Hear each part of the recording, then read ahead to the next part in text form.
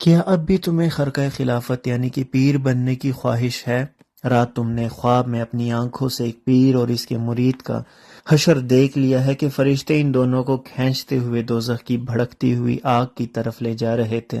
تم نے اپنے اس خواب کی حقیقت کو سمجھنے کی کوشش کی۔ دراصل کہانی یہاں سے شروع ہوتی ہے کہ ایک مرتبہ حضرت شیخ شہاب الدین رحمۃ اللہ علیہ کی محفل میں حضرت جلال الدین تبریزی رحمۃ اللہ علیہ اور باقی اولیاء کرام کے ساتھ ساتھ بابا فرید رحمۃ اللہ علیہ بھی بیٹھے ہوئے تھے۔ انہوں نے دیکھا کہ حضرت شیخ کے ایک مرید نے خرقہ خلافت کی درخواست کی کہ یہ مرید ایک عرصہ دراز سے عبادت و ریاضت میں مشغول تھا اور اب اس کی شدید خواہش تھی کہ وہ شہاب الدین سہروری کے دوسرے خلفاء کی طرح اس اعزاز سے نوازا جائے۔ مرید کی اس خواہش کے جواب میں حضرت شیخ شہاب الدین رحمۃ اللہ علیہ نے فرمایا کہ مجھے آج معاف کر دو، کل کسی وقت آؤ گے تو اس معاملے پر غور کریں گے، پھر اللہ تعالیٰ کی جو مرضی ہوئی وہی ہو جائے گا۔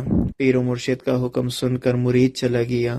پھر دوسرے دن واپس آیا تو خانقاہ کے ایک گوشے میں سر جھکا کر بیٹھ گیا۔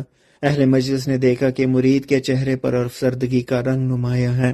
حضرت شیخ شہاب الدین رحمۃ اللہ علیہ نے مرید کی طرف نگاہ کی اور فرمایا کہ اب بھی تمہیں خرقہ خلافت کی خواہش ہے؟ رات تم نے خواب میں اپنی آنکھوں سے ایک پیر اور اس کے مرید کا حشر دیکھ لیا۔ فرشتے ان دونوں کو کھینچتے ہوئے دوزخ کی بھڑکتی ہوئی آگ کی طرف لے جا رہے تھے۔ تم نے اپنے اس خواب کی حقیقت کو سمجھنے کی کوشش کی؟ مرید نے کوئی جواب نہیں دیا، وہ بے حس و حرکت سر جھکائے بیٹھا رہا۔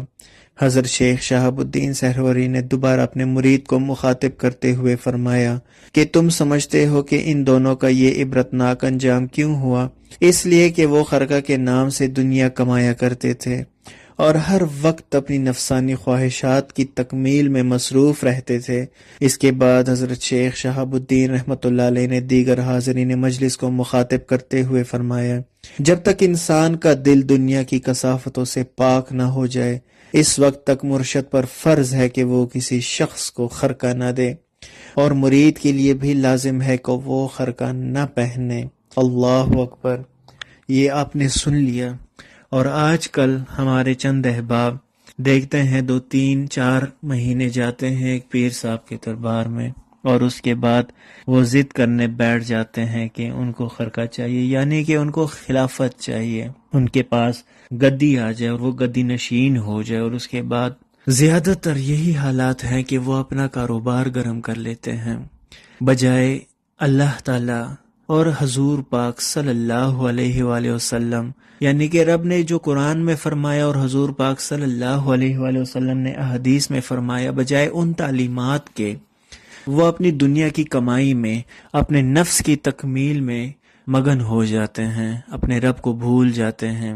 دراصل اگر آپ کو خلافت ملتی ہے تو اس کا یہ مطلب ہے کہ آپ نے اللہ تعالیٰ اور حضور پاک صلی اللہ علیہ وآلہ وسلم نے ہمیں جو جو تعلیمات بتائی اور سکھائی ہے اس پر ہم نے عمل کرنا ہے، اور ان اعمال کو ہم نے اس طرح رکھنا ہے جیسے صحابہ کرام رضوان اللہ عنہم اجمعین نے اور اولیاء کرام نے رکھا۔ اللہ پاک ہمیں حضور پاک صلی اللہ علیہ وآلہ وسلم کی سنت و حدیث پر عمل کرنے کی توفیق عطا فرمائیں۔ اللہم صلی علی سیدنا محمد وعلی آل سیدنا محمد وبارک وسلم۔